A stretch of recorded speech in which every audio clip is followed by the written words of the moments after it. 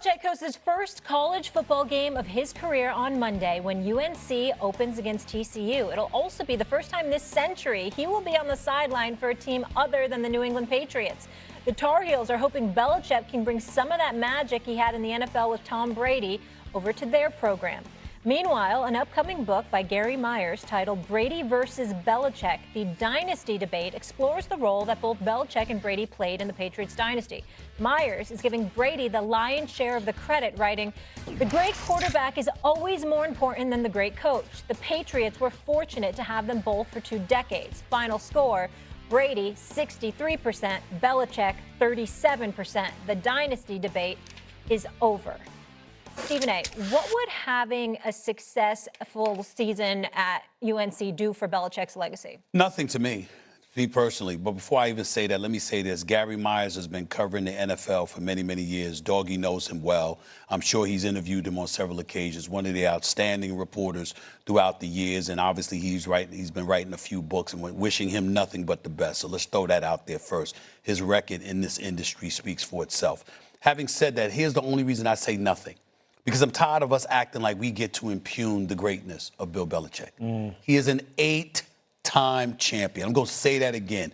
8-time champion. 6 as a head coach, 2 as a defensive coordinator for one of the elite defenses this game has ever seen. Universally recognized as a brilliant football mind. Now, I know it fell off after Tom Brady left New England.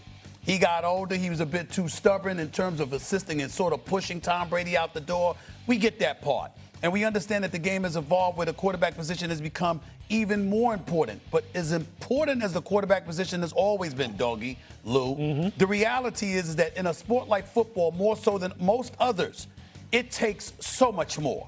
Offense, defense, special teams, and to be a head coach and essentially the GM and to be an overseer spanning 20-plus years, and to go to 10 Super Bowls. Do you understand the level of leadership that entails? What it takes to keep everybody on the same page, focused? As great as Tom Brady was, Tom Brady would be the first to tell you, I needed that because you can't coach everybody else. You can't discipline everybody else. You can't elevate the culture by yourself. That's Bill Belichick. So, again, he wouldn't have won the 6 Super Bowls without Tom Brady. We get that part. But he did win 6 Super Bowls. And Tom Brady did do it with him as his head coach.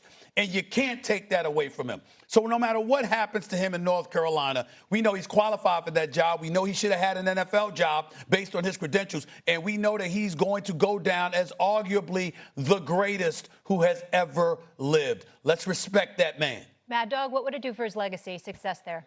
Listen, I think it's going to help. I understand what Steve is saying, college football, NFL, but, he's had a spotty since he left the Patriots. He didn't get the Atlanta job, interviewed for a couple of other places, never got an opportunity, and he should have, as Steve said. The girlfriend, that CBS thing, that was a disaster.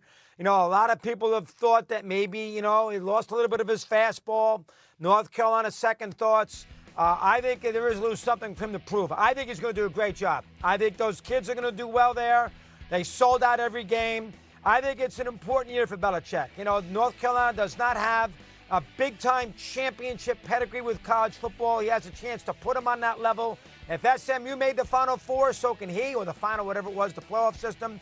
I think it's important for Bill. Do I think it's going to make him, erase the last 3 or 4 years? No, but I think it's important to show that he's still got his fastball, and I think he will.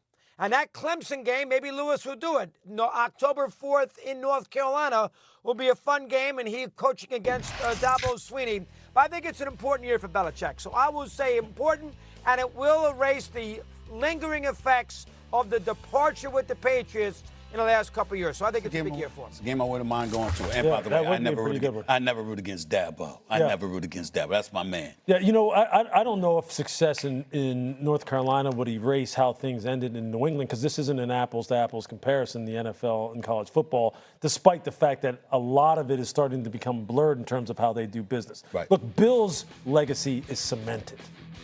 It's case closed.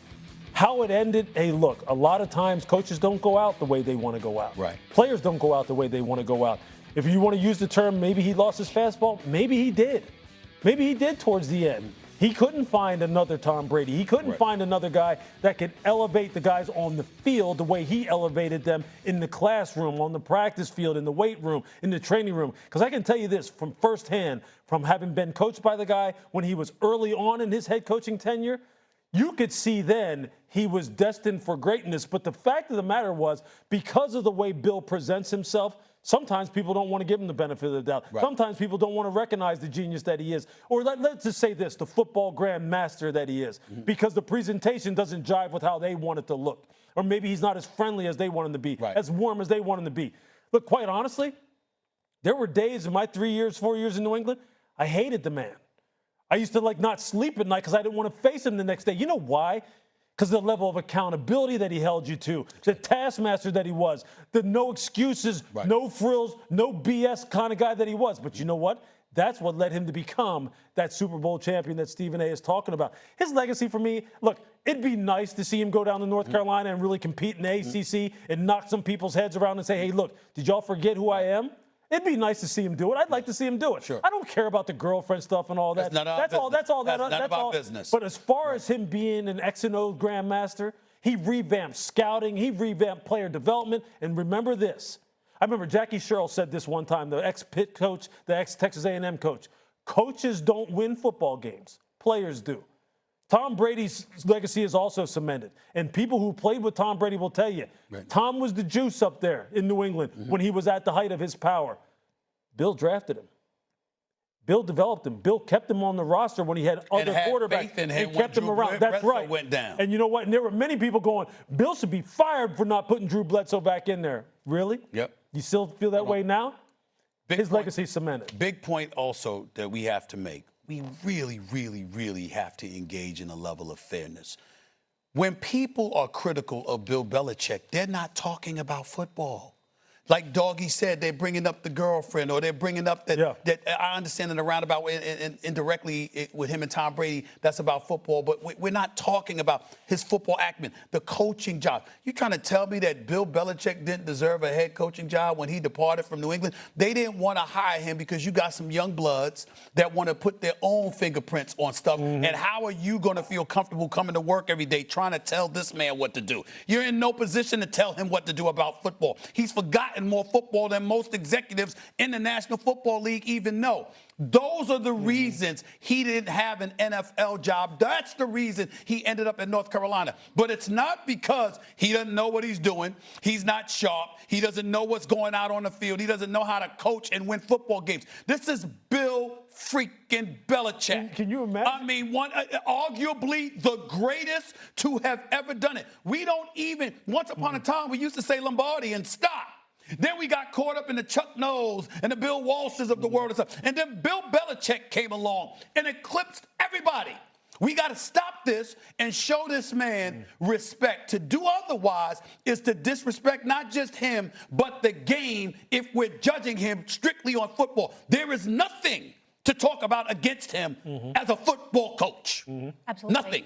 Mad Dog, I'll give you the final word. And speaking of respect, let me just throw this in there if I can there, Stevie. I knew him 40 years ago. Good for Lee Corso this weekend. You know, this is his last weekend with picking the games, and they're going to have a big special for him on Saturday. I don't want to make this too personal, but 40 years ago, I was in Orlando when Lee coached the USFL Renegades. And this is a guy who played at Florida State with Burt Reynolds, played against Johnny Unitas, coached against Roger Staubach, made sure he got Tom Jackson to go to Louisville. Lee was very, very instrumental in putting me in a good spot after I got fired in Orlando. Took me out to eat. I did a coach's show with him with the Renegades, and I haven't spoken to him in a while, but I'm sure you too, both of you guys, I'll be thinking about Lee this weekend when I watch that Texas-Ohio State game. He is one of the all-timers. Love the guy. Lee Corso, congratulations. I love that story, Matt. I'll be thinking about him. I'll be watching him.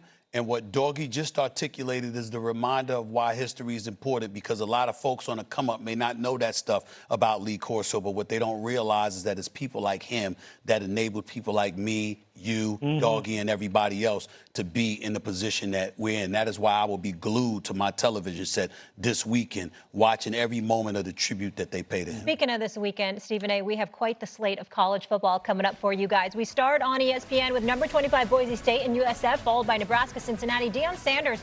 Colorado hosts Georgia Tech Friday night, and what an ABC triple header we have for you, capped off by 9th-ranked LSU, 4th-ranked Clemson. That's in Death Valley. Every game also available on the all-new ESPN app. Coming up, find out where Jaden Daniels landed on ESPN's player rankings heading into this season. Also, America's favorite segment. That's next. Look at the wave! That is a disgrace! You can't make that mistake! This is national TV! Strike me